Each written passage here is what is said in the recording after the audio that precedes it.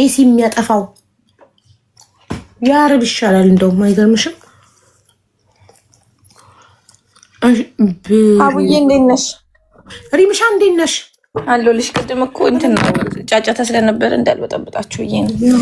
ትንሽ ሱቅ ነሽ? አይ ቤት ነኝ ማሬ። ባለፈው እኔን ራሱ ጉድ አድርገውኝ ነበረ። 620 አይደለም የኛ ልጆች አበሻ ልጆች 600 ግራም ሊያጭበረብሩኝ ነበር ማሬ። ወላሂ በይ ወላሂ። ቆይ አሁን እልክልሻለሁ፣ ለእነሱም ትነግሪያቸዋለሽ። በዛውም አንቺ ስትመጪ እንትን ትይልኛለሽ፣ ቪዲዮ ትሰሪልኛለሽ ምናምን ብዬ ነው ያልሰራሁት ራሱ። ምን እንዳደረጉኝ ታውቂያለሽ? ልጅቷ 2 አበሻ ልጆች ናቸው። እኔ ቤት ነበርኩኝ። ይደውላሉ ከጠዋት ጀምሮ እየደወሉ ከዛ ወርቅ መሸጥ እንፈልጋለን ምናምን አሉኝ። ከዛ እኔም ስራ ስላልነበርኩም እንደምታውቂው ትንሽ ያመመኝ ምናምን ስለሆነ ሄዳችሁ ሱቅ ሽጡ። እኔ ሰምታይምስ አሁን የማይመቻቸው ልጆች ምናምን ሲኖሩ ለትብብር አይዲን ምናምን የራሴን ራሱ አይዲ ከሌላቸው የራሴን አይዲ ምናምን እያደረኩ እሸጥላችኋለሁ። ከዛ ይመስለኛል እነዚህ በጣም ብዙ ጊዜ አጥንተውኝ ምናምን ነው፣ በጣም ብዙ ጊዜ አጥንተውኝ። ከዛ አሁን ቆይ መጀመሪያ ፎቶውን ልላክልሽ እሺ፣ ዋትሳፕ ላይ እንድታዩ። ኤምባሲ ስልክና ኤምባሲ ባንዴ እኮ አያነሱም ማሪ። ከጠዋት እስከ ማታ ደዊ 3 ቀን ደውለሽ ሊሆን ይችላል የሚያነሱልሽ። ያውም የሳውዲ ኤምባሲ አመት ይፈጅባቸዋል ስልክ ለማንሳት። አንቺ አንዴ ጡር አድርገሽ ሞከርሽ እየሮጥሽ መጥሽ ኮመንት ላይ ስልክ አያነሱም ትያለሽ።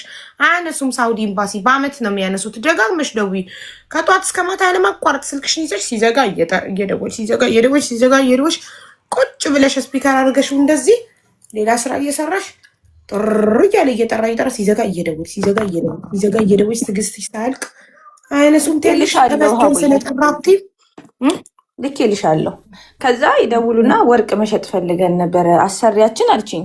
በጣም ሀብታም ነው። መጀመሪያ ቀን ያለችኝ አሰሪያችን በጣም ሀብታም ነው እና ወደ ሀገር ለንደናዊ ነው አለችኝ። ለንደናዊ ሆኖ ፓኪስታኒ ነው። በጣም ሀብታም ነው እና ወደ ሀገሩ ሊገባ ስለሆነ ጠቅልሎ ሊሄድ ለእኔና ለጓደኛዬ 600 ግራም ደግሳ እንትን ሰርጋችሁ አግቡ ውለዱ ምናምን ብሎ በስጦታ መልክ ሰጥቶናል። እነዚህን ወርቆች ወርቅ አይደሉም ማሬ እኮ እነዚህን ወርቅ አስመስለው ሊሸጡልሽ ነው። እና ከዛ እንደዛ አለች ማለት ነው። ከዛ ሲያም ፎሎ አርጊኝ ሚውት አርገሽ ተራሽን ጠብቂ እሺ። ከዛ መጀመሪያ እንደዛ አሉኝ። እኔ ደግሞ የመሰለኝ በሰዓቱ እንትን ነው የመሰለኝ ታውቂያለሽ፣ በቃ ተጨናንቀው ምናምን ማዳም ቤት ስለሆኑ ምናምን ነው። ከዛ እኔም ስላመመኝ ለእነሱ ምን አደርጋለሁ፣ ዱባይ ነን ሲሉ የዛኛውን ብራንች ሎኬሽን ሰጣቸውና ሄዳችሁ እኔ ደግሞ ይኸውልሽ አቡዬ እዚህ ጋር ነው በቃ በጣም የተሸወርኩት። ከዚህ በኋላ ያለውን ፓርት ነው ሊያጭበረብሩኝ ራሱ የነበረው። ከዛ ሎኬሽን ላኩላቸው ምናምን 600 እያንዳንዱን አስረኪያቸዋለሁ። እያንዳንዱን እንትን አለው። እርግጠኛ ናቸው የስራው መጀመሪያ አዎ ደረሰኛለን እርግጠኞች ነን ምናምን ብለዋል። ገባሽ? ሰዎቹ እርግጠኛ ነን። ሰዎቹን ታውቂያቸዋለሽ? አዎ እያንዳንዱ ስልኬ እኔ ከሰው ጋር ማወራው እንዳለ ቮይስ ሪከርድ ስለሆነ ቮይስ ሪከርድ ሆኗል። ከዛ ልሽ ሄዱና እዛ ብራንች ትሪ እነሱ ወርቅ መሆኑን ተጠራጥረዋል ከመጀመሪያም ሰውየው ሲሰጣቸው። ገባሽ? ከዛ 2ቱን ፍሬ መኪና ውስጥ ያስቀመጡና 2ቱን ፍሬ የቀረውን 2ቷን ፍሬ ብቻ ይዘው ወርቅ ቤት ይገቡና ለልጁ ደውልለትና እንዳይታለሉ እንደዚህ ሎኬሽን ላክላችና ውሰድ እለዋለሁ። ከዛ ፖሊስ እንትን አሉኝ። ፖሊስ ጋር ተደወለ። መጀመሪያ ወርቅ ስትሰጪ ብዙ ከመሸጥሽ በፊት ፖሊስ ጋር ይደወላል። ፖሊስ ጋር ይደወላል። ከዛ ሰዎቹ ደግሞ ቆይ መጀመሪያ ከስንት ግራም በላይ ሲሆን ነው ከመሸጥሽ በፊት ፖሊስ ጋር የሚደወላል? ደረሰኝ ከሌለሽ ምንም አይነት 5 ግራም ከሆነ ይደወላል።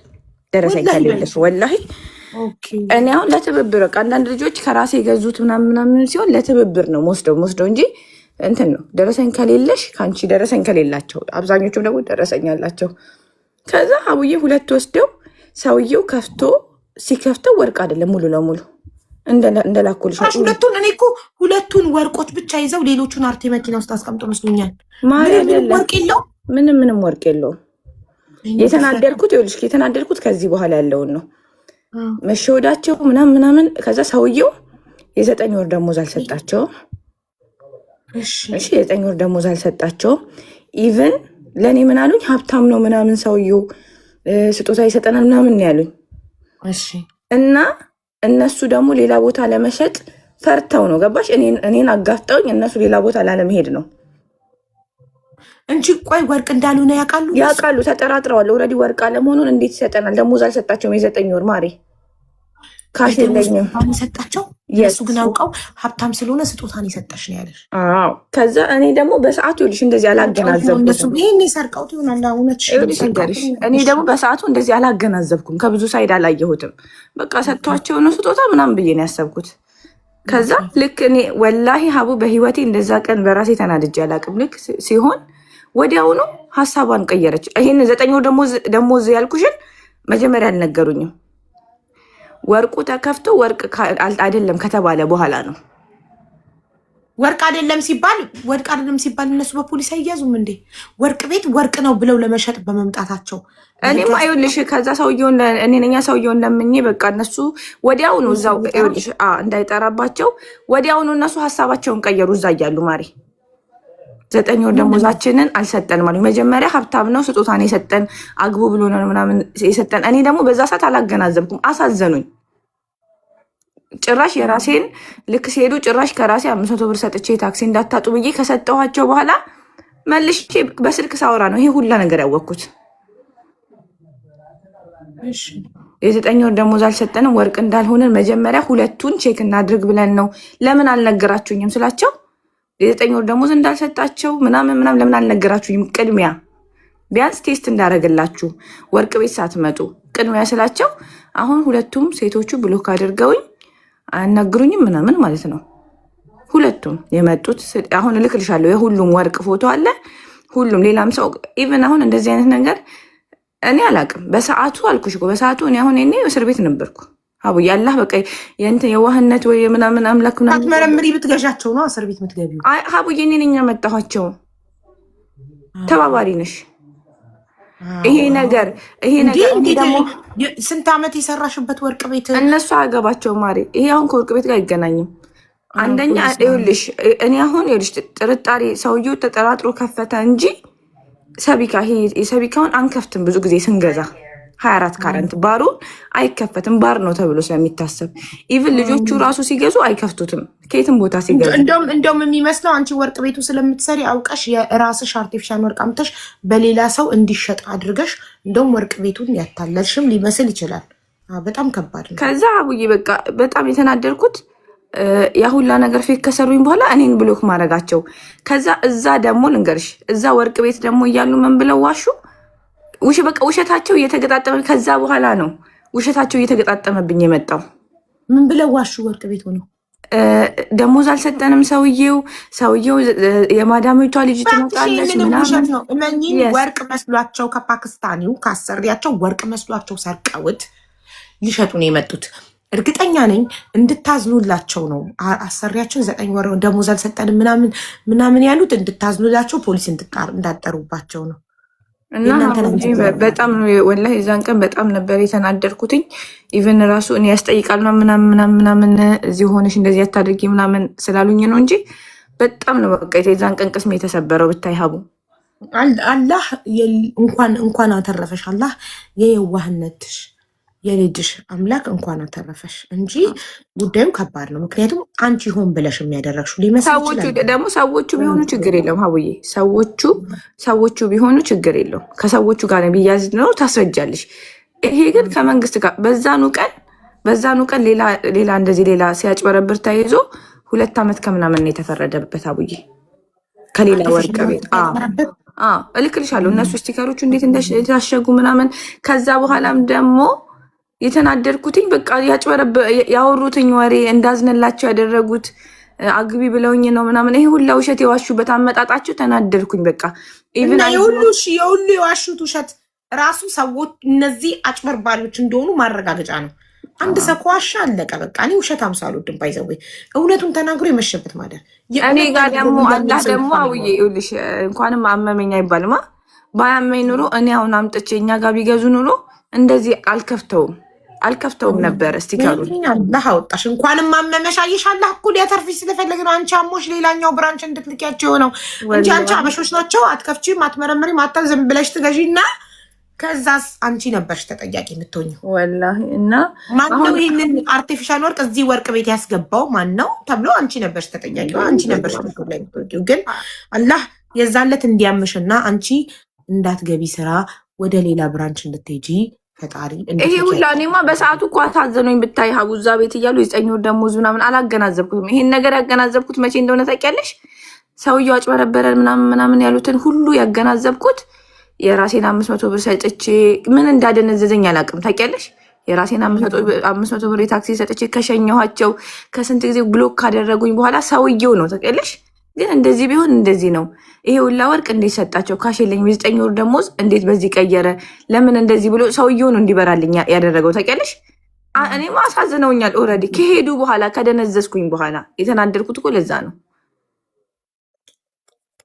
እንኳን አላህ አተረፈሽ አንቺ ወላሂ በጣም እና የራሳችን አንዳንድ የራሳችን ሀገር ዜጎች እንደዚህ አሳልፈው ይሰጡናል። ማሪ ለምንም በሰው ሀገር በቃ ተበልሽ። ስልክ ስታወራ ሌባ እንደሆነ ታስታውቅ ነበር ምትለው የታይታት ነው። ስልክ ስታወራ የዛን ቀን እኔ ላይቭ ላይ ነበርኳ። ላይቭ ሲመጡ ላይቭ ላይ ነበርሽ? አዎ ከቤት ሆኜ እየሄዱ ከዛ መጀመሪያ ምናምን ከዛ እያንዳንዱ ቆይ ወርቆቹን ልክልሻለሁ። አቡ በቃ መጀመሪያ ምናምን ከዛ እያንዳንዱ ስቲከር የታሸገ ነው። እያንዳንዱ ባር ነው። እያንዳንዱ ባር ነው። እያንዳንዱ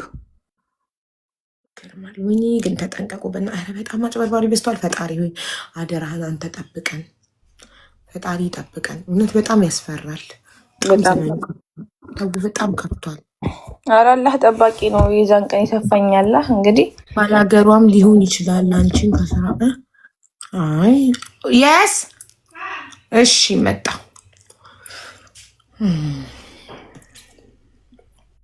በጣም ይገርማል እውነት። ወይኔ ኢማራት የማይሰማ ሳውዲና ኢማራት የማይሰማ ጉድ የለም።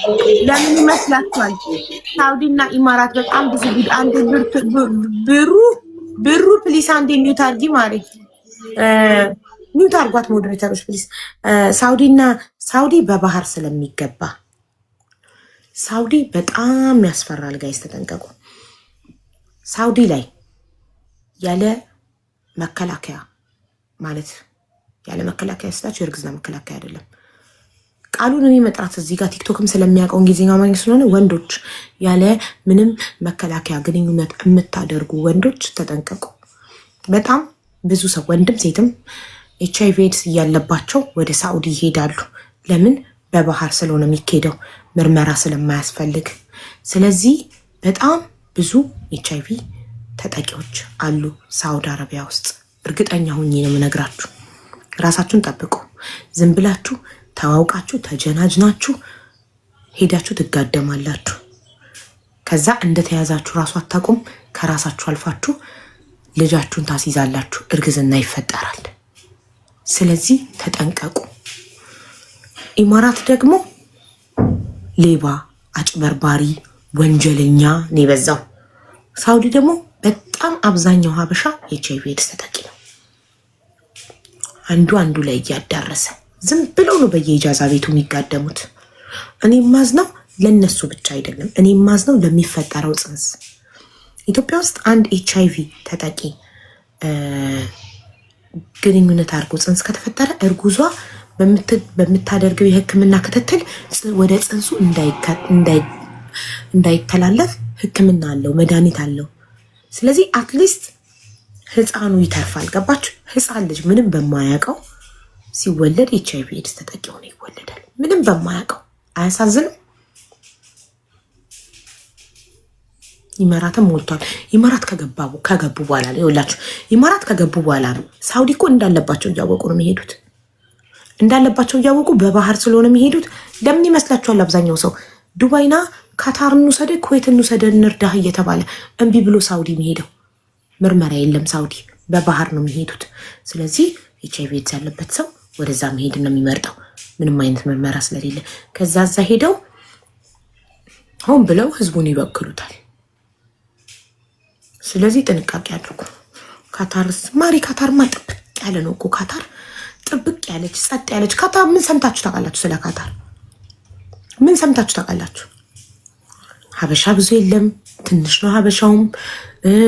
ምንም የምትሰሙት ነገር የለም። ጠላ ቤት የለ እንደ ዱባይ፣ ሺሻ ቤት የለ፣ ምን የለ። ካታር እኮ አካብዴ ናት። ጥብቅ ያለ ሀገር ነው ካታር። የሚመጣ ሰው ለመስራት ህይወቱን ለመቀየር እንጂ ዝም ብሎ ለመዝ